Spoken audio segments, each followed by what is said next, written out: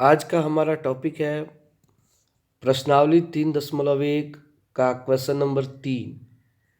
प्रश्नावली 3.1 का question number 3 ये लास्ट क्वेश्चन है। और चलिए इसको हम लोग देख लेते हैं।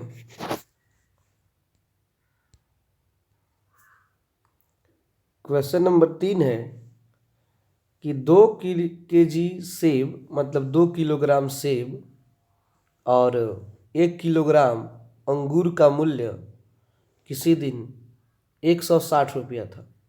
मतलब कोई दिन है जब मार्केट में 2 किलो सेब और 1 किलो अंगूर का टोटल मूल्य जो था वो 160 रुपया था। एक महीने बाद 4 किलो सेब और 2 किलो सेब अंगूर का मूल्य 300 रुपया हो जाता है। इस स्थिति को बीजगणितीय तथा ज्यामितीय रूपों में व्यक्त कीजिए। मतलब पहले दिन मार्केट में 2 किलोग्राम सेब और 1 किलोग्राम अंगूर का मूल्य कितना है जी? 160 रुपया है। और एक महीने बाद 4 किलोग्राम सेब और 2 किलोग्राम अंगूर का मूल्य 300 रुपया हो जाता है। तो इसके लिए हमें दो समीकरण निकालेंगे और दोनों समीकरणों को हल करके इसके ग्राफ खींचेंगे। ठीक है, तो चलिए शुरू करते हैं। सबसे पहले इसमें आप ध्यान देंगे, एक सेब है एक अंगूर है, तो हम सेब के मूल्य को x मान लेंगे और अंगूर के मूल्य को y मान लेंगे। क्या लिखेंगे जी? कि माना सेब का मूल्य बराबर 100 रुपया और अंगूर का मूल्य बराबर y रुपया। जैसे यहाँ पे देखेंगे क्या लिखा है, माना सेब का मूल्य बराबर 100 रुपया और अंगूर का मूल्य बराबर y रुपया। तो प्रश्न से सबसे पहले है कि मार्केट में पहले दिन जब कोई जाता है किसी महीने में तो 2 किलोग्राम सेब खरीदता है। कितना किलोग्राम जी? 2 किलोग्राम।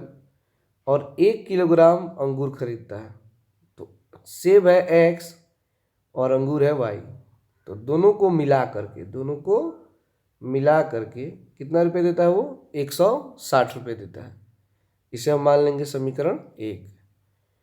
फिर एक महीने बाद जब 4 किलोग्राम सेब और 2 किलोग्राम अंगूर खरीदता है तो टोटल मिलाकर उसको कितना देना पड़ता है दुकानदार को? 300 रुपया। तो वो समीकरण 2 हो गया। तो समीकरण 1 और समीकरण 2 से, ठीक है, निकाल लिए हम। चलते हैं समीकरण 1 को हल करते हैं। तो लिखते हैं समीकरण 1 से, जब x बराबर 50, हमने x का मान कितना मान लिया जी? 50, क्योंकि आप तो अपने मन से कुछ भी मान सकते हो। तो हम समीकरण अब उतार देंगे। समीकरण 1 क्या है तो देख लीजिए, 2x प्लस वाई बराबर 160। तो यहाँ हमने उतार दिया 2x प्लस वाई बराबर 160। अब हमने क्या किया है, इस 2 को 2 लिखा, x का 50 लिखा, प्लस का प्लस लिखा, y का y लिखा, अब बराबर में 160 है तो 160 लिखा। समझ पा रहे हैं बात को? एक बार और समझ लीजिए। x का मान हमने क्या माना है? 50। यहाँ पे क्या है? 2x। तो 2 का 2 और x की जगह 50, अब प्लस प्लस y की जगह y और 160 का 160। केवल हमने x का मान यहाँ पे रखा है, ठीक है ना। अब क्या करेंगे, इस 50 में जब 2 से गुणा करेंगे तो 50 दूना कितना होता है? 100 होता है। 50 दूना 100, अब प्लस y का प्लस y और ये 160 का 160। कोई दिक्कत इसमें? अब ये प्लस में 100 है, बराबर को उधर जाएगा तो कहाँ जाएगा? माइनस में जाएगा। अगर कोई अंक प्लस में हो इस साइड में और वो बराबर के उधर जाए तो वो कहाँ जाएगा? वो माइनस में जाता है। तो 160 तो पहले इधर से है, ये 100 प्लस में था, इधर है तो माइनस, तो 160 माइनस 100 है, तो y का y, और 160 से 100 घटाएंगे तो कितना आएगा? 60 आ जाएगा। कितना आ जाएगा जी? 60 आ जाएगा। तो y का मान कितना आया? 60 आया। कितना पर? जब x का मान हमने 50 रखा तो y का मान 60 आ गया। ठीक है, चलिए आगे देखते हैं। अब की बार x का मान हमने कितना माना है, 60 माना है कि जब x बराबर 60। तो फिर से समीकरण को उतार देंगे। हमारा पहला समीकरण है क्या, 2x प्लस वाई बराबर 160। तो 2 का 2 लिख दिए, बीच में गुणा लगा दिए, x का मान हमने 60 रख दिया, प्लस वाई का प्लस वाई बराबर में 160। 60 में 2 से जब गुणा करेंगे, ये 60 गुणे 2 तो कितना आएगा जी, 120। तो यहाँ पे 120 लिख दिए, y का y 160 का 160, प्लस में 120 है, बराबर किधर आएगा तो माइनस हो जाएगा, और 160 से 120 घटाएंगे तो 40। तो y का मान कितना आ गया, 40 आ गया। तो समीकरण 1 को हमने हल कर दिया।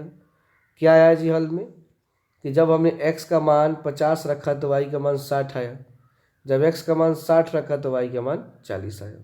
समझ गए बात को। तो ये हमारे पहले समीकरण का हल हो गया। अब हम दूसरे समीकरण को हल कर देते हैं। समीकरण 2 से यहाँ पे देख लीजिए, समीकरण 2 को हमने उतार दिया। 4x plus 2y equal to 300, मतलब 4x प्लस 2y बराबर 300। आपको क्या देखना है कि इसमें कॉमन क्या है। तो आप देख सकते हो कि इस 4x में, इस 2y में, इस 300 में कॉमन 2 होगा, क्योंकि 2 का पहाड़ा में 4 भी आता है, 2 के पहाड़ा में 2 भी आएगा, और 2 के पहाड़ा में 300 भी आएगा। ठीक है, तो हम इसमें क्या करेंगे, कॉमन लेंगे। जब कॉमन लेना होता है ना, तो उस अंक को बाहर लिख देते हैं। जैसे 2 को कॉमन लेना है तो 2 को बाहर लिख दी, ऐसे कर देते हैं। ठीक है, तो अब भाग दीजिए 2 में 4 से, तो 2 दूना 4x, तो 2x हो गया। 2 से 2 में भाग दीजिए, कट जाएगा, 2 एकम 2, केवल यहाँ पे क्या बचेगा, y, तो y, और 2 में 300 से भाग दीजिएगा तो 150। ये 300 का आधा कितना होता है, 150 होता है। ठीक है, तो कॉमन कैसे लेते हैं, भाग दे देते हैं। जो अंक को आप बाहर निकालेंगे ना, उससे क्या करते हैं, भाग दे देते हैं। तो 2 से भाग दीजिए, 2 दूना 4, तो 2x, 2 एकम 2 तो केवल y, और 300 का आधा तो 150, तो 2x प्लस वाई बराबर 150। अब देखिए यहाँ पे हमने x बराबर 50 मान लिया। x बराबर क्या मान लिया जी, सॉरी 70। x बराबर हमने क्या माना है जी, 70। तो यहाँ 2 के जगह 2, x के जगह 70, y के जगह y, और 150 की जगह 150। कोई दिक्कत किसी को, पूछे, किसी को कुछ पूछना है, चलिए ठीक है। तो 70 से जब 2 में गुणा करेंगे तो कितना आएगा, यहाँ 140। तो यहाँ पे लिखेंगे 140, y का y, 150 का 150। अब बताइए 140 प्लस में बराबर किधर जाएगा, तो उसमें क्या लगेगा, हाँ माइनस। तो 150 में से 140 घटाएंगे तो कितना, 10। ठीक है, y का मान 10 आ गया। कब, जब x का मान हमने 70 रखा तो y का मान 10। उसी प्रकार जब x बराबर 60 तो 2x प्लस वाई बराबर 150, ये समीकरण। और उसके बाद 2 का 2, x की जगह 60, 2 का 2 लिखेंगे, x की जगह 60, y का y, और 150। 60 दूना कितना होगा, 60 दूना कितना होगा, 120, y का y, 150 का 150। अच्छा, 120 है, प्लस में बराबर किधर आएगा तो माइनस, तो 150 में से 120 घटाएंगे तो 30। तो इस प्रकार दो हल हो गए। कैसे, जब x का मान 70 तो y का मान 10, जब x का मान 60 तो y का मान 30। ठीक है, अब इसका हम लोग क्या करेंगे, चलिए बोर्ड पर ग्राफ खींच लेते हैं, और तब इसके बाद एग्जाम्पल का 3 सवाल है उसको बनाएंगे।